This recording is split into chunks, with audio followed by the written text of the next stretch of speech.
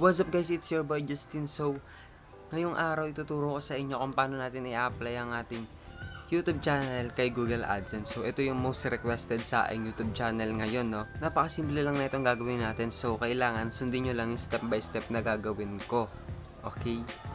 So, bago ang lahat, kung bago ka pa lang sa aking YouTube channel na pang hinihintay mo, mag-subscribe ka muna and hit the notification bell para lagi kang updated sa mga latest video ko.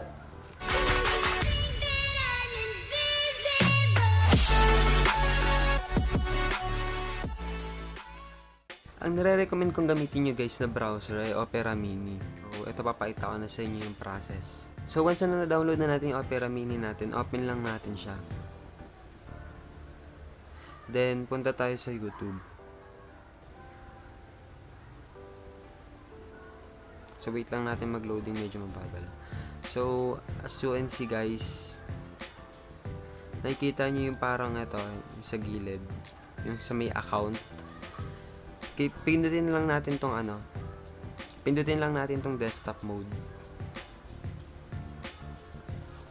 So, magiging ganito ng itsura niya guys.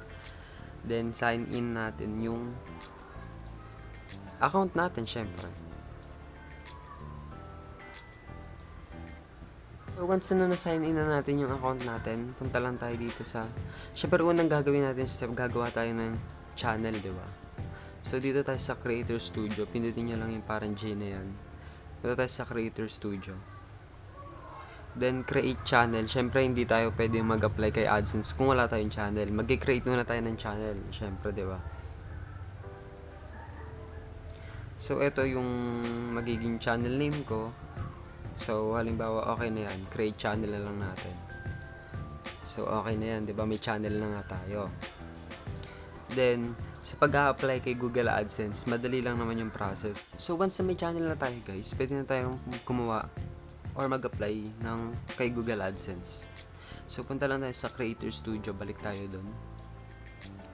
Then, punta tayo dito sa channel. So, sundan nyo lang. Okay. Tapos dito sa monetization, nakalagay dyan yung not enable. Lagay lang natin yung enable, okay. Click lang natin yung enable. So, ito na yung ating monetization. So, mag-apply na tayo kay Google AdSense. So, may 4 na process to. So, una, mag-sign up daw for Google AdSense. So, click lang natin yung start na nasa gilid. Then, click natin tong next. Pasensya na medyo mabagal mag-loading kasi yung bagal lang internet dito sa bahay. So, ito na yung choose an account. Siyempre, yung ipipiliin natin na account na ilalagin natin kay AdSense, yung account na nakalagin dun sa YouTube channel natin. So, ito yon. So, wait lang natin siya mag-loading. Okay. Wait lang natin tong continue. So, pasensya na medyo mabagal yung loading. Then, go to AdSense. Wait lang natin siya mag-loading, guys. So, may iilan dito na fill upan tayo.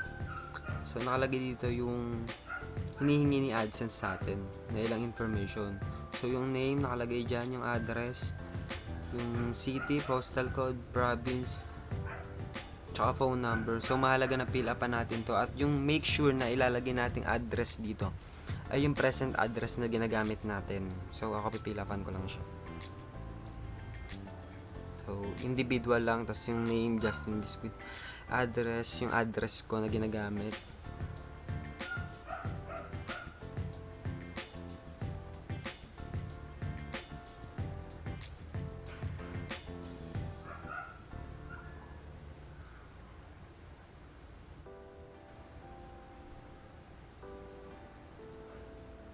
Yun dito sa suburb, kahit huwag na yan, yung city, lagyan natin yung city natin.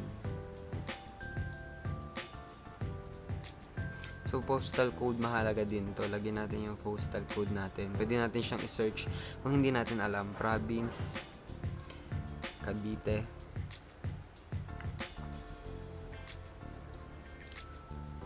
Then, hinihingi din ni Google AdSense yung ating phone number. Pero yung number na to, optional naman to guys. So, pwede nyong wag nang fill upan. So, pwede nyo na siyang i-submit pagkatapos nyong fill upan yung ibang information. Click lang natin yung redirect, no? Tapos yan, okay, nakamakita nyo dito. Okay na yung step 2 natin. So, dito na tayo sa step 3. Sa set monetization preference. So, start. Click lang natin yung start. Then, click natin sa save. So, dito na tayo sa step 4. Ito na yung pinakamahirap na process. So, okay na yun, guys. Okay na yung Google AdSense natin. So, ito na yung hinihingi ni AdSense ngayon. Yung get review after reaching 4,000 watch hours in previous 12 months and 1,000 subscribers. So, ito yung pinakamahirap na requirements ni AdSense. Kasi kailangan mo dito maka-reach ng 4,000 watch hours and 1,000 subscribers. Okay. Kung gusto nyo malaman kung paano ko siya na-hit, kasi kung mapapansin nyo dyan sa video ko, meron na siyang ads. Ibig sabihin, monetize na ako. Kung gusto nyo malaman kung paano ko siya na-hit, panoorin nyo yung video na to. Sinabi ko yung tips ko dyan. Then, sundin nyo lang naman siya. Wala namang masama kung susundin nyo. Pero nasa sa inyo pa rin yan kung ano yung diskarte nyo gustong gawin. So, back tayo dito sa Creator Studio.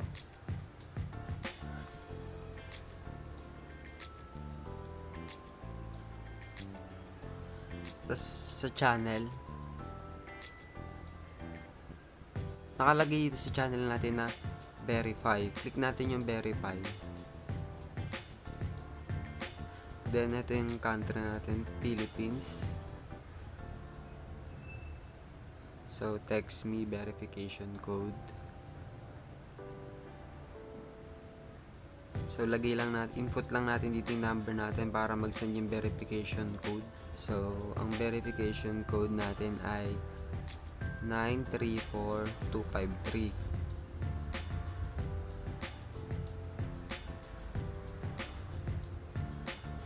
So submit lang natin siya.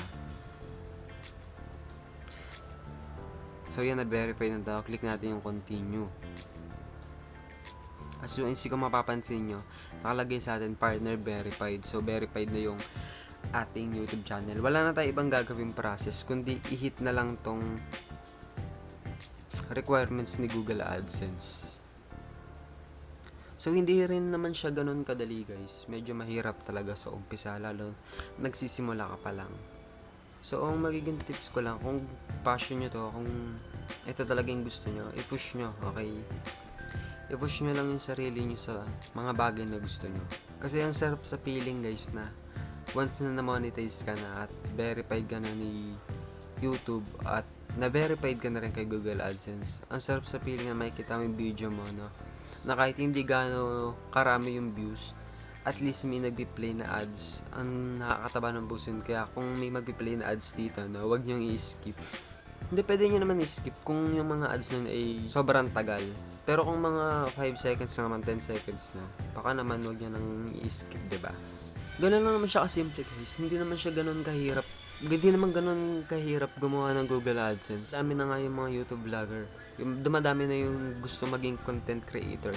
Kaya maraming nagkaka-interest na gumawa ng YouTube channel. Problema, gagawa nga tayo ng YouTube channel, hindi naman natin alam kung paano i-verify kay Google AdSense. So, hindi lang naman yan basta gawa lang ng channel. Marami pa yung process.